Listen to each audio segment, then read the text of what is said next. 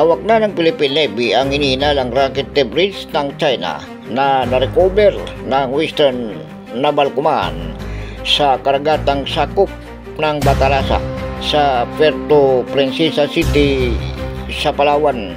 Ayon sa ulat ng Wiscom, nakuha ng BRP Loli Nato Toong ang naturang rocket debris sa karagatan habang nagsasagawang mga ito ng maritime operation sa West Philippine Sea. Sinasabing bahagi umano ito ng pinakawalang rocket ng China at hinihinalang bumagsak sa layong 12 nautical miles timog silangan ng Rio Tuba.